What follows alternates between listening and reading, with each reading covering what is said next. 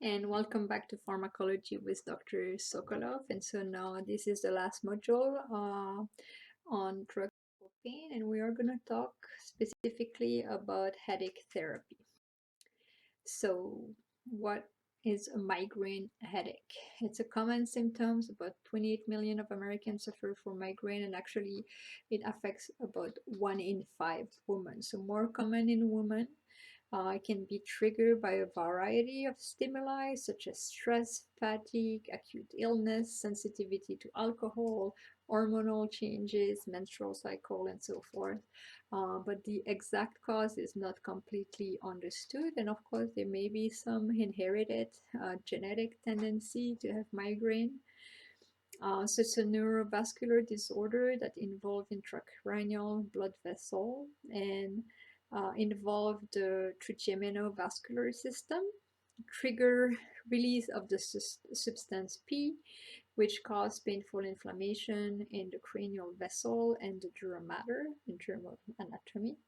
And now the serotonin seems to play an important role in migraine headache. It's an important regulator of the cerebrovascular tone.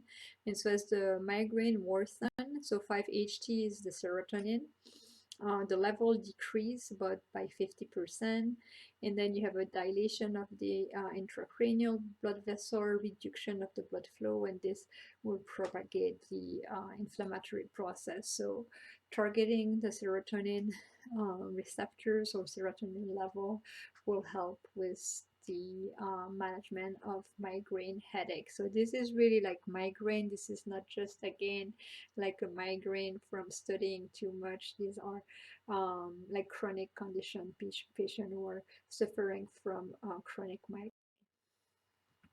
Now, what you have to differentiate when you study is what are the abortive therapies, so the one that would treat an acute episode of migraine versus the preventive therapy, which are the treatment that would help reducing the episode of migraine. So first, let's talk about abortive therapy. So you have the 5-HT agonists, so the serotonin agonists. So they are potent peripheral vasoconstrictors. So serotonin is a potent vasoconstrictor. And so this would block the development of a neurogenic inflammation. And the drug of choice are the triptan. They can be used orally or sub-Q. So of course, if it's a severe episode, you have some patient who would use a pen and will inject the sumatriptan, which is the prototype, just to relieve their pain. So you see the triptan, so sumatriptan, naratriptan, rizatriptan, zolmitriptan. Again, sub-Q or the nasal spray would act faster.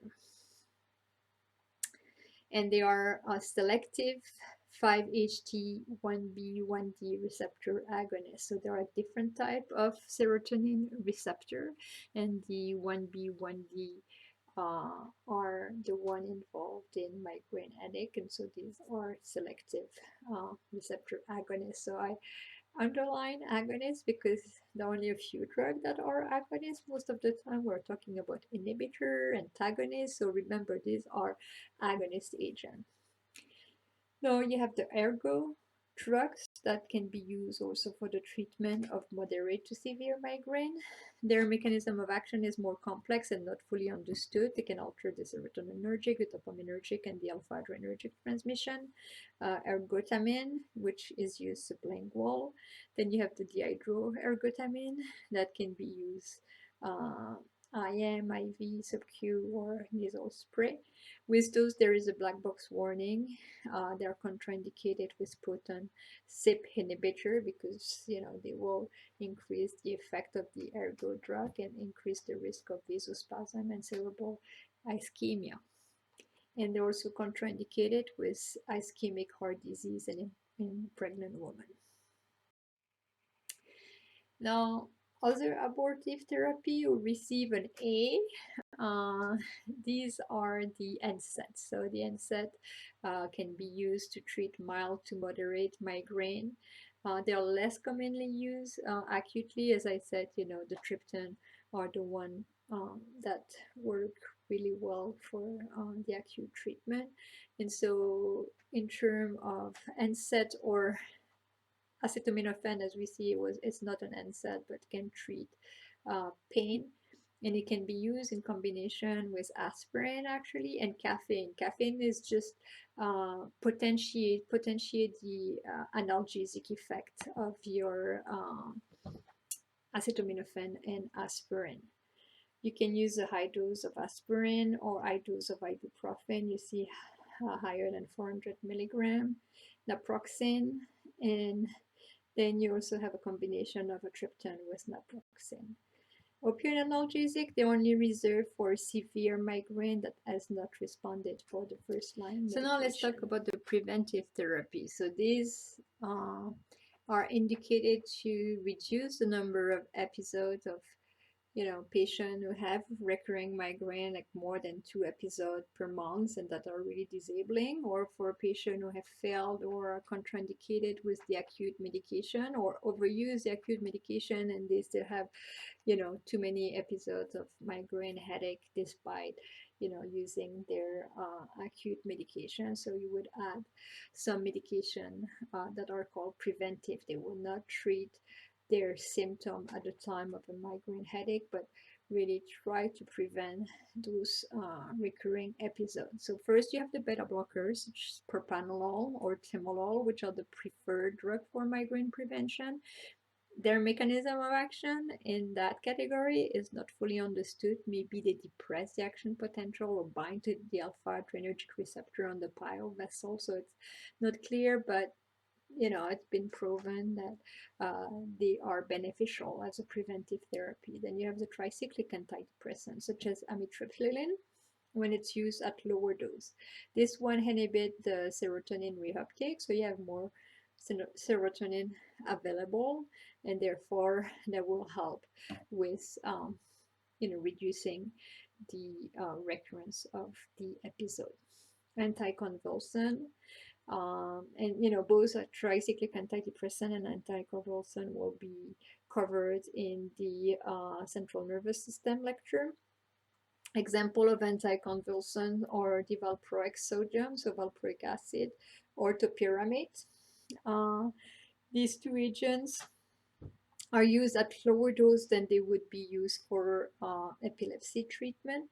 And Topamax is very popular among women who has migraine because it can cause weight loss. Then who doesn't want to lose weight when they are taking a medication?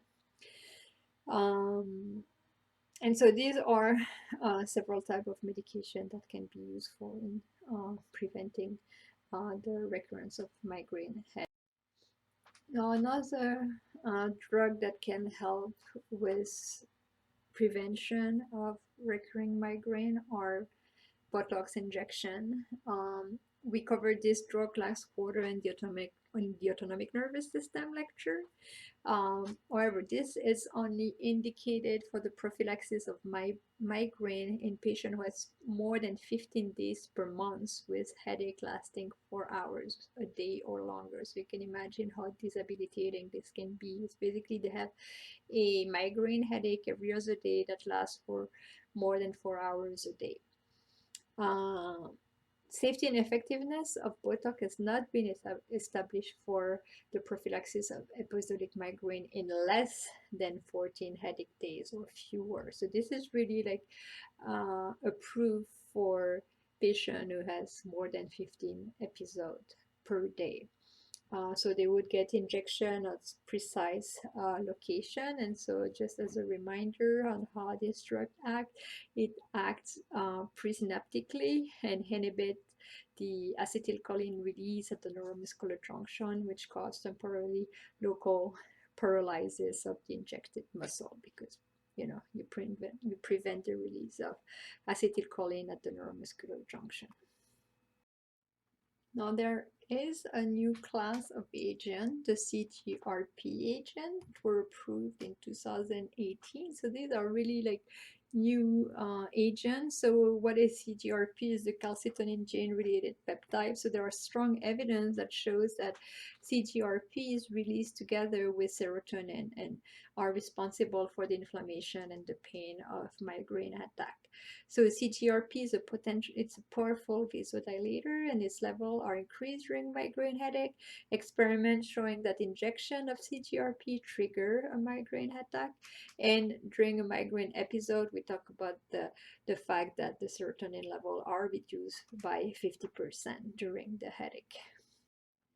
So to continue on the CTRP, you have the emerging agents. So there are two classes of agents that were approved very, very recently. So you see in 2018, you have the human monoclonal antibody class that was approved. So because they are human monoclonal antibody, they bind to the CGRP receptor, and therefore they prevent the activity of the CGRP on the receptor and antagonize the CGRP function. These antibodies are erenumab and fremanezumab. So mab, monoclonal antibody, because they are antibody, they're protein, therefore they cannot be given orally, so they're only available sub-Q. It was shown that they have a modest effect, but clear efficacy for prevention in patient who has 4 to 15 headache episodes a month, and it was shown to reduce by 50% those episodes. Now, the second class that was approved last year and the year before, 2019, 2020, are the small molecule CGRP receptor antagonists. So they are antagonists, so they block the effect of CGRP. And there are two drugs that were approved. You have ubrogepant or Ubrelvy and rimegepant, which is an oral disintegrating tablet. So that means it dissolves under the tongue. And because they are small CGRP receptor antagonists, they block the effect of CGRP again. And the good thing is they are working for acute episodes of migraine. So the antibodies are indicated for the prevention, and the small antagonists are indicated or approved by the FDA for acute treatment. And these are oral medications, so that's pretty significant. If a patient can take a pill rather than injecting a medication, that's always the preferred route. And so they're like a big commercial campaign for those two agents with very high profile women. One is Serena Williams, and she is the ambassador of Ubrelvy. You may have seen the commercial on TV. And then the other one is Khloe Kardashian for Nurtec. So I have the link there below if you want to watch the commercial, and might help you remembering those drugs. They are pretty well tolerated. The main adverse effects are nausea, vomiting, and tiredness. But again, new class of agent and very significant for the treatment of migraine headache, and especially for women. Now, migraine sometimes are associated with nausea, vomiting. So the association with antiemetic can be very helpful for the comfort of the patient, and also to allow the therapy with an oral anti-migraine agent, because if your patient is vomiting the pill that they just take, the pill is not going to work. So given an antiemetic in combination, it's really helpful for certain type of patients, certain type of migraine. And the agent that are the drug of choice is metoclopramide or Reglan, and then prochlorperazine, compazine, and this will be covered either in the GI lecture or in the central nervous system lecture.